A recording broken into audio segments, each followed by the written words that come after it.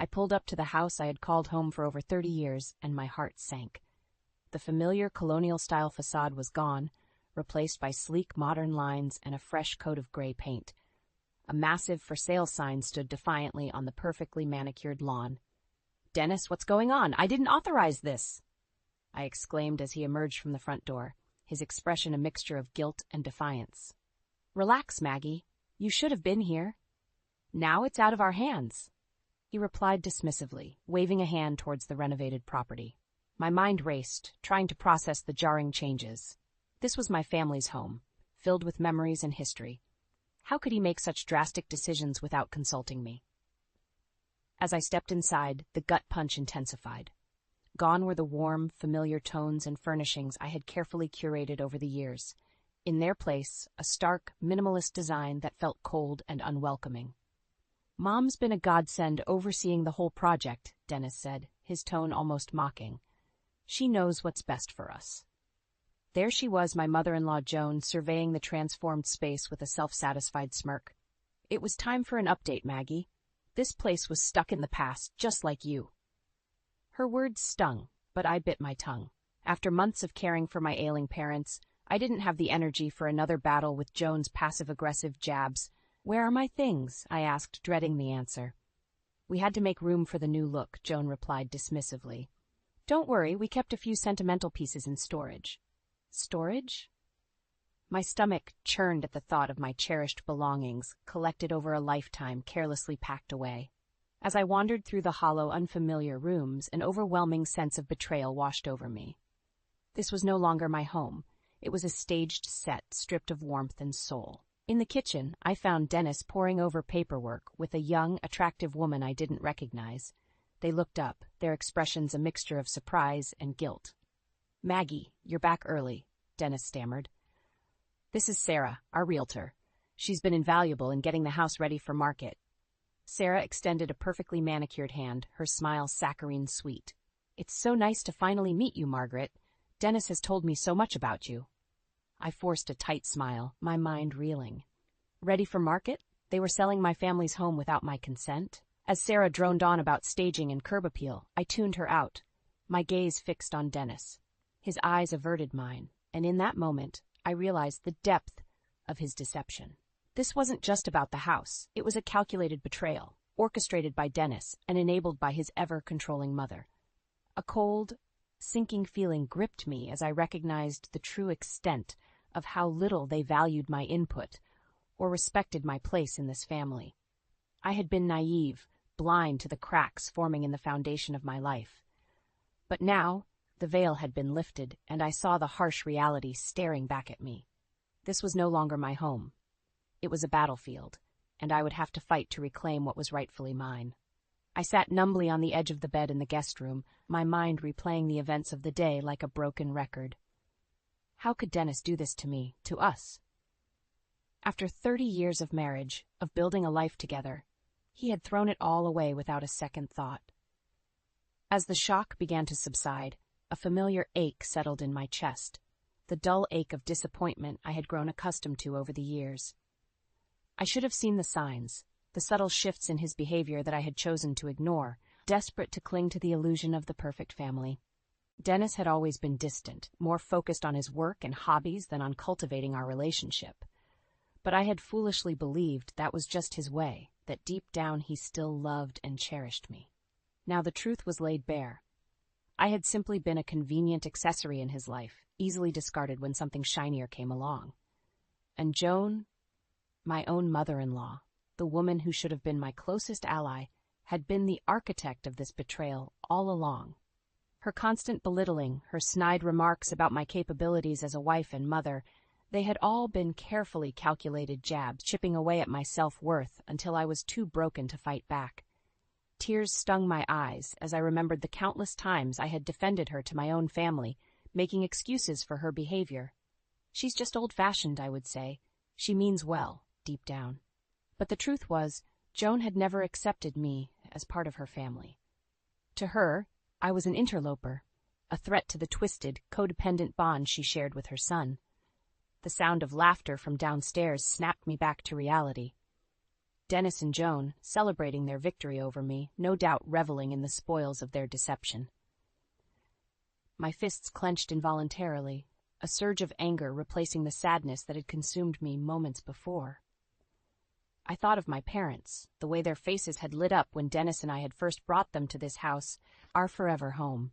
They had trusted him, believed in the life we were building together, and now their legacy, the home they had gifted us out of love, was being sold off like a piece of merchandise, all for Dennis's selfish gain. A renewed sense of determination washed over me. I would not let them win. Not this time. Rising from the bed, I began to gather my things, my mind already formulating a plan. First, I needed evidence, proof of Dennis's misdeeds that not even Joan could deny or spin in her favor. Then, I would rally my troops, the friends and family who had stood by me through thick and thin, the ones who had always seen through Joan's false pretenses. This was war, and I would fight with everything I had to reclaim what was rightfully mine, my home, my dignity, my life. Dennis and Joan had made the mistake of underestimating me, of believing I would simply roll over and accept their betrayal. Well, they were in for a rude awakening. As I zipped up my suitcase, a small, defiant smile tugged at the corners of my mouth. The battle lines had been drawn, and I was ready to show them just how strong I could be when pushed to my limits. This was only the beginning. I stared at the suitcase on the bed, my mind racing with 1,000 thoughts and emotions. Part of me wanted nothing more than to flee, to put as much distance as possible between myself and the toxic web of lies that had ensnared my life. But another part, the part that had been beaten down and gaslit for years, hesitated. Could I really just walk away from everything I had built? A familiar voice in the back of my mind whispered insidiously, "This is your fault, Maggie. If you had been a better wife, a better daughter-in-law, none of this would have happened." I squeezed my eyes shut, trying to drown out the voice that sounded eerily like Joan's. That wretched woman had spent decades chipping away at my self-worth, always quick with a backhanded compliment or subtle jab about my shortcomings. And Dennis, my so-called partner, had stood idly by, letting her toxic influence fester until it had poisoned our entire relationship. Flashes of memory assaulted me, moments I had tried so hard to forget. Joan criticizing my cooking at family dinners, her thin lips curled in a perpetual sneer. Dennis brushing off my concerns about her behavior, insisting I was overreacting, the way she had swooped in like a vulture when my parents fell ill, insinuating that I was an ungrateful daughter for needing to care for them. "If you cared enough about your own family, you wouldn't leave for months, Maggie," she had said, her voice dripping with false concern. At the time, I had bitten my tongue, too overwhelmed by the situation to stand up for myself. But now the memory ignited a spark of defiance deep within me. How dare she question my devotion to my family when she had spent years actively undermining and sabotaging my relationships? I thought of my parents, their faces etched with worry as I had left to tend to their recovery. They had trusted Dennis, believed that he would support me through that difficult time. Little did they know, he had used my absence as an opportunity to further his own selfish agenda, aided and abetted by his manipulative mother. A renewed sense of determination washed over me. I would not let them win. Not this time. If Dennis and Joan wanted a war, then a war they would get. Zipping up the suitcase with a decisive tug, I squared my shoulders and headed for the door. There would be no more running, no more hiding. It was time to gather my troops and fight for what was rightfully mine. My home, my family, my life. As I descended the stairs, I could hear Joan's shrill voice echoing from the kitchen, no doubt berating Dennis for his latest failure. A small, grim smile tugged at the corners of my mouth. They had no idea what was coming. I paused at the bottom of the stairs, taking a deep breath to steady myself. Then, with a newfound sense of purpose, I strode towards the kitchen, ready to face my adversaries head-on. No more Mrs. Nice Maggie. It was time to take back control of my life, no matter what it took. I strode into the kitchen, my heart pounding with a mixture of rage and determination. There they were, Dennis and Joan, seated at the table like a pair of co-conspirators, their expressions a blend of smugness and disdain. Well, if it isn't the prodigal daughter-in-law," Joan sneered, her thin lips curling into a familiar sneer, "to what do we owe the pleasure of your presence?" Before I could respond, Dennis cut in, his voice dripping with condescension. You have no idea what we've been through, managing everything you abandoned. He gestured broadly at the newly renovated space around us. We had to take matters into our own hands. I felt my hands ball into fists at my sides as I surveyed the changes they had made to my home. Our home. Gone were the warm, inviting tones and cherished family heirlooms I had carefully curated over the years. In their place, a cold, sterile aesthetic that felt utterly devoid of personality or sentiment. Where are my things? I demanded, fighting to keep my voice steady. Joan waved a dismissive hand. We need to move on, Maggie. This house isn't yours to hold us back any longer. Her words hit me like a physical blow, and in that moment the full weight of their betrayal crashed over me like a tidal wave. They had not only disrespected me, but they had desecrated the very legacy my parents had entrusted to us, the home they had gifted us out of love and trust. Rage bubbled up from deep within me, a primal, visceral fury that I had never experienced before. How dare they? How dare they trample on everything that was sacred, everything that had once been so precious to our family? You had no right, I seethed, my voice trembling with barely contained anger. This was never just your decision to make. Dennis scoffed, leaning back in his chair with an infuriating air of nonchalance. Don't be so dramatic, Maggie. It's just a house. We're doing what's best for our future. Our future? I echoed incredulously. Or yours, Dennis? Yours and that little tramp you've been sneaking around with? His eyes widened, and for a brief moment I saw a flicker of fear cross his features. Joan, however, remained unmoved, her expression hardening into a mask of cold indifference. So you figured it out, she said coolly. I must say I'm surprised it took you this long. You were always a bit slow on the uptake, weren't you, dear? Her words were like a slap in the face, but I refused to let her see how deeply they stung. Instead, I straightened my shoulders and met her icy gaze head-on. It's time you realized, Maggie, that you were never truly part of this family, she continued, her voice laced with venom. You were always an outsider, a mere accessory to be tolerated for Dennis's sake. In that moment, everything became crystal clear. The years of subtle jabs and undermining, the way they had so easily cast me aside the moment I became an inconvenience, it had all been part of their twisted game, a slow, methodical erosion of my sense of self-worth and belonging. But no more. I would not be their victim, their punching bag, any longer. You're wrong, Joan, I said, my voice steady and resolute. This family, this legacy, it's mine just as much as it is yours, and I'll be damned if I let you destroy it for your own selfish gains. Dennis opened his mouth to protest, but I held up a hand, silencing him with a single withering glare. Don't bother, Dennis. The lies end here. I know everything.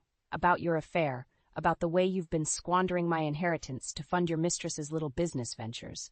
It's all going to come out, one way or another. For the first time, I saw a flicker of fear in Joan's eyes, a crack in her carefully constructed facade of indifference. She knew, deep down, that I had finally found the strength to fight back, and that terrified her more than anything. A small, triumphant smile tugged at the corners of my mouth. The battle lines had been drawn, and for once I held the upper hand. This was only the beginning of their reckoning. The smug looks on Dennis and Joan's faces quickly faded as the weight of my words sank in. I could see the fear flickering in their eyes, the realization that I was no longer the meek, compliant woman they had grown accustomed to controlling. How did you find out?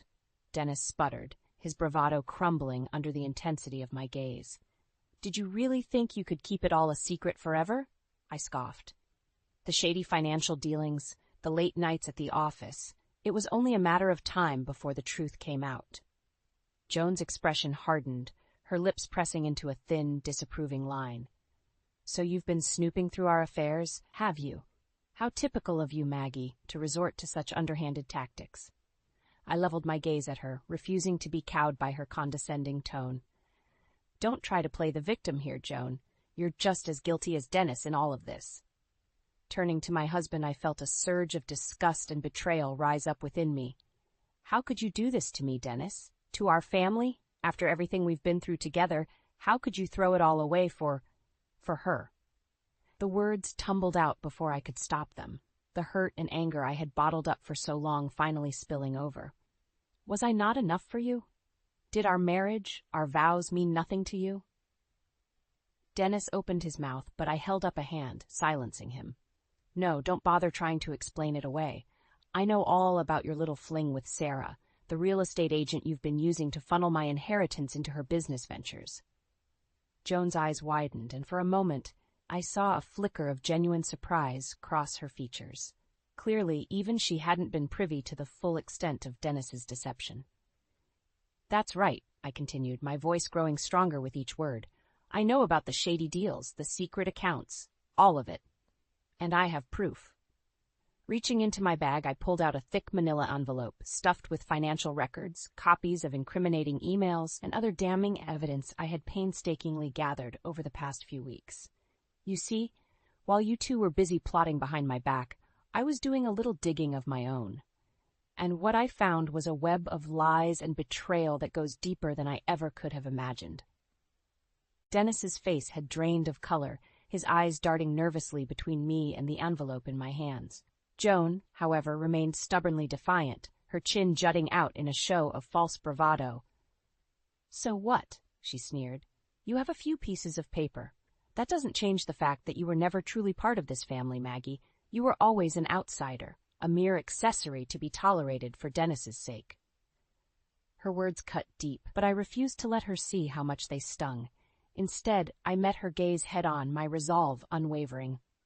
You're wrong, Joan, I said, my voice steady and resolute. This family, this legacy, it's mine just as much as it is yours, and I'll be damned if I let you destroy it for your own selfish gains. A heavy silence hung in the air, the weight of my words settling over us like a thick fog. For a moment, it seemed as though time itself had frozen, the three of us locked in a silent battle of wills. Then, without warning, Joan's composure cracked. Her face contorted into a mask of rage, and she slammed her fist down on the table with surprising force. How dare you? She spat, her voice trembling with barely contained fury. After everything we've done for you, this is how you repay us? With accusations and threats? I held her gaze, unflinching. I'm not threatening anyone, Joan. I'm simply stating the facts. And the fact is, you and Dennis have betrayed me in the worst possible way. But it ends here, today.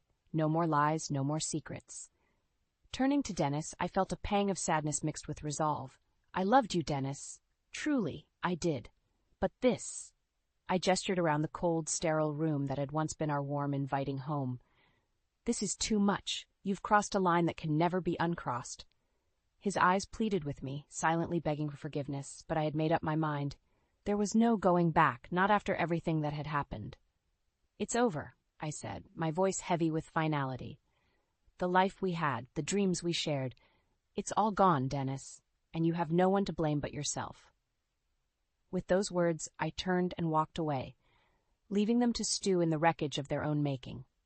It was time to start anew, to rebuild my life on my own terms, without the constant weight of their manipulation and betrayal holding me back. As I stepped out into the crisp evening air, a sense of liberation washed over me. The road ahead would be long and difficult, but for the first time in years, I felt truly free, and I would savor every moment of it. The weight of Dennis and Joan's betrayal hung heavy on my shoulders as I left the house that had once been my home. But even in the depths of my anger and hurt, a newfound sense of determination burned within me. I would not let them break me, not after everything they had put me through. My first stop was the storage unit where Joan had so carelessly stashed away my belongings.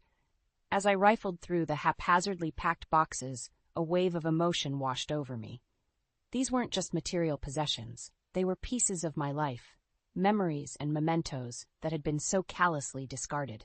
Gently, I lifted out a faded photograph, its edges worn and creased from years of handling. It was a picture of my parents on their wedding day, beaming with joy and hope for the future that lay ahead of them. A lump formed in my throat as I traced the outline of their faces, my heart aching for the trust they had placed in Dennis, a trust he had so thoroughly shattered. Tucking the photograph safely into my bag, I continued my search, unearthing more treasures from the past. Old love letters from Dennis, souvenirs from our travels, even the tattered stuffed bear he had won for me at a carnival on our first date. Each item was a poignant reminder of the love we had once shared, a love that had been slowly poisoned by Joan's insidious influence and Dennis's own selfishness. But amidst the pain and heartache, a newfound sense of resolve took root within me. These mementos were not just reminders of what I had lost. They were proof of the life I had built, the sacrifices I had made, and the strength that had carried me through even the darkest of times. With a renewed sense of purpose, I began to gather the evidence I would need to expose Dennis and Joan's lies. Financial records, incriminating emails, anything that could shed light on the depth of their betrayal. As I pored over the documents, a clearer picture began to emerge, one of greed, manipulation, and utter disregard for the sanctity of our marriage. It was then that I knew what I had to do. I would not simply walk away and lick my wounds. No, I would fight back, rallying the support of those who had stood by me through thick and thin, those who had seen the truth of Dennis and Joan's actions long before I had been willing to open my eyes. One by one, I reached out to my closest friends and family members, laying bare the painful truth of what had transpired. And one by one, they rallied to my side, offering not just their sympathy, but their unwavering support and loyalty. I always knew there was something off about that woman, my oldest friend Beth spat, her eyes blazing with righteous fury. "Just say the word, Maggie, and I'll make sure the whole town knows what kind of snakes they really are." Others echoed her sentiments, sharing their own stories of Joan's manipulative behavior and Dennis's increasingly erratic actions. It was as if a veil had been lifted, and suddenly the pieces all fell into place. "I've been naive, yes," I admitted, my voice thick with emotion. "But underestimating me is their biggest mistake."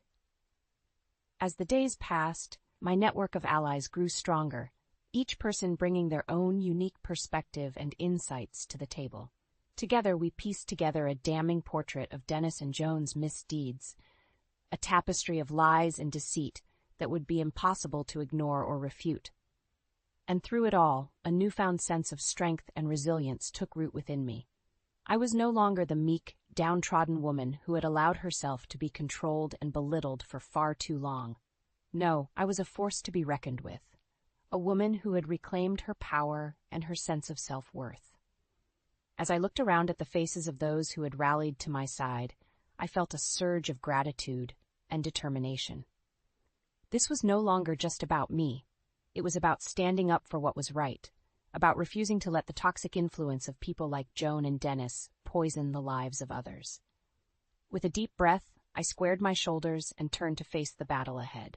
It was time to take the fight to them, to expose their lies and their betrayal for all the world to see. And this time I would not be silenced or cowed. This time I would emerge victorious, no matter the cost. The day of reckoning had finally arrived. As I stood before the gathered crowd of family and friends, a hush fell over the room, all eyes fixed on me with a mixture of curiosity and concern. "Thank you all for coming," I began, my voice steady despite the butterflies fluttering in my stomach.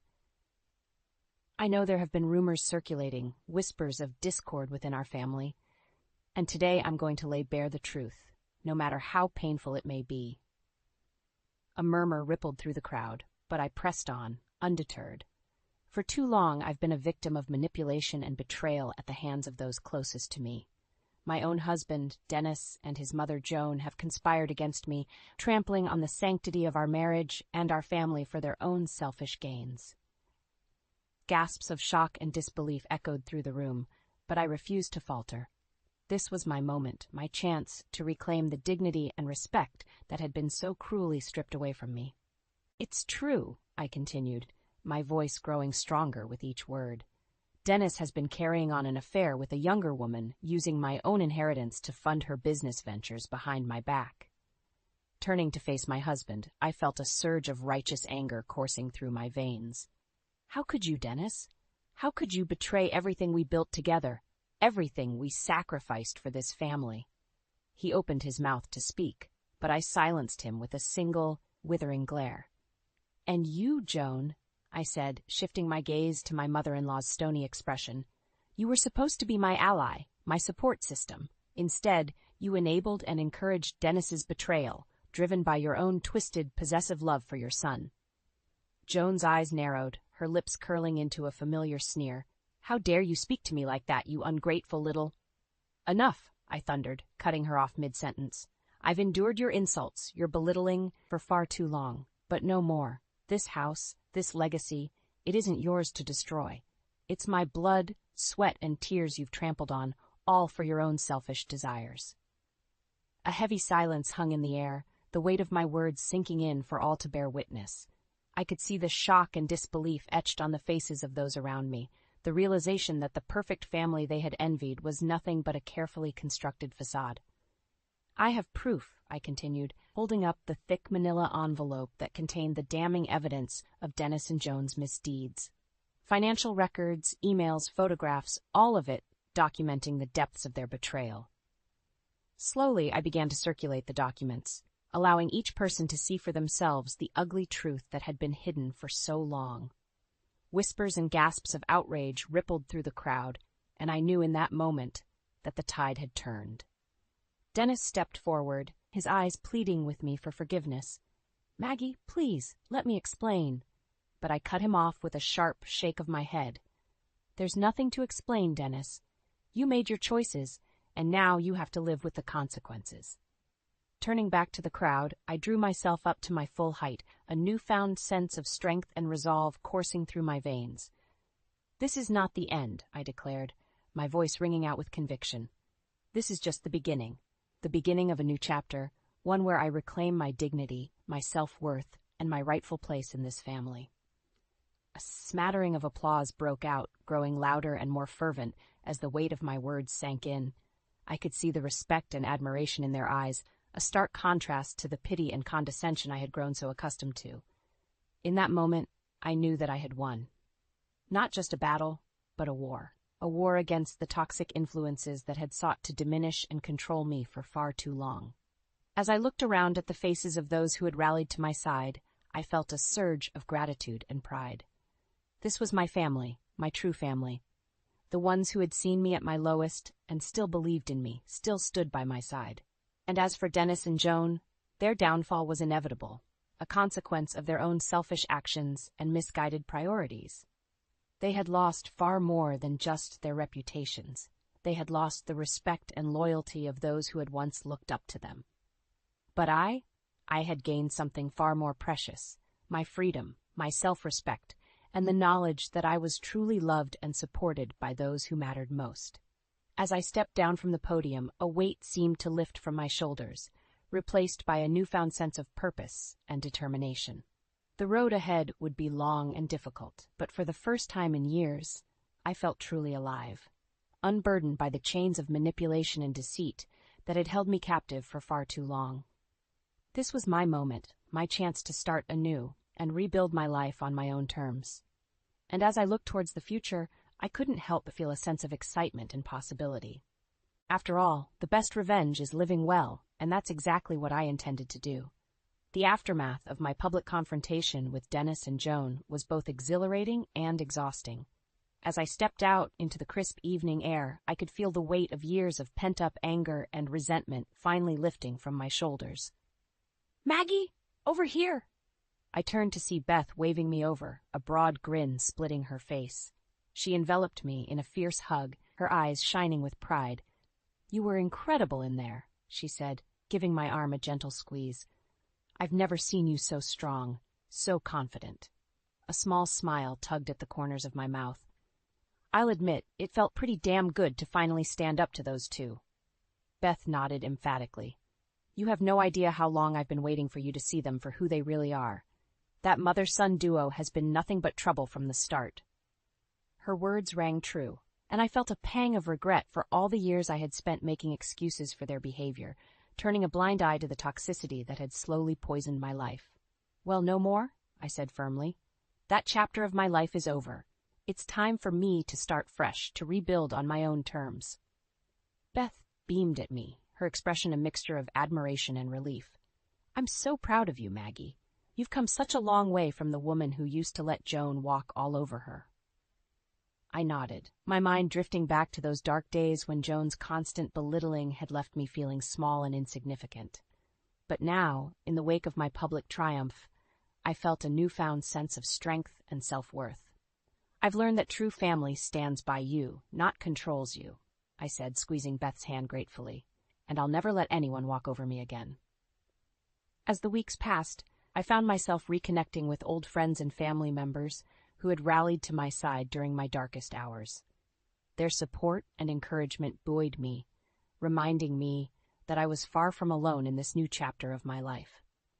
And as for Dennis and Joan, well, let's just say the aftermath of their exposed misdeeds was far from pretty. The once revered family name had been dragged through the mud, their reputations in tatters. I would catch glimpses of them around town, their expressions sullen and defeated, as if the weight of their own actions had finally caught up to them. But I refused to let their downfall consume me. Instead, I focused on rebuilding my life, one piece at a time. I reclaimed my cherished belongings from storage, carefully restoring the warmth and familiarity to the house that had once been my home. And slowly, steadily, I began to heal. Not just from the betrayal, but from years of emotional abuse and manipulation. It wasn't an easy journey, of course. There were moments when the pain and anger threatened to overwhelm me, when the temptation to wallow in bitterness was almost too strong to resist. But each time I would remind myself of how far I had come, of the strength and resilience that had carried me through the darkest of times. And as the months passed, something remarkable began to happen. The whispers and sideways glances that had once followed me gradually faded, replaced by nods of respect and admiration. It seemed that my public stand against Dennis and Joan had struck a chord with others who had suffered in silence, and my story had become a beacon of hope for those trapped in their own toxic situations. "It's good to see you back, Maggie," an old acquaintance remarked one day as I passed her in the grocery store. "Stronger than ever." I smiled, feeling a surge of pride and gratitude. "Thank you. It hasn't been easy, but I've learned that true strength comes from within, and from surrounding yourself with people who truly care about you." As I made my way home, my arms laden with bags of fresh produce and the promise of a new recipe to try, I couldn't help but marvel at how far I had come. The woman I was today was a far cry from the meek, downtrodden soul who had once allowed herself to be defined by the cruelty of others. No, I was a survivor, a fighter, a woman who had reclaimed her power and her sense of self-worth. And as I looked towards the future, I felt a sense of excitement and possibility that had been absent for far too long. This was my life, my story, and I was the author of my own destiny. The road ahead might be long and winding, but for the first time in years, I felt truly alive, unburdened by the weight of others' expectations and manipulations. As I stepped through the front door and into the warm embrace of my newly reclaimed home, I couldn't help but smile. This was just the beginning, the first chapter in a story that promised to be filled with adventure, growth, and the kind of hard-won wisdom that can only come from surviving the darkest of storms. And I couldn't wait to see what the future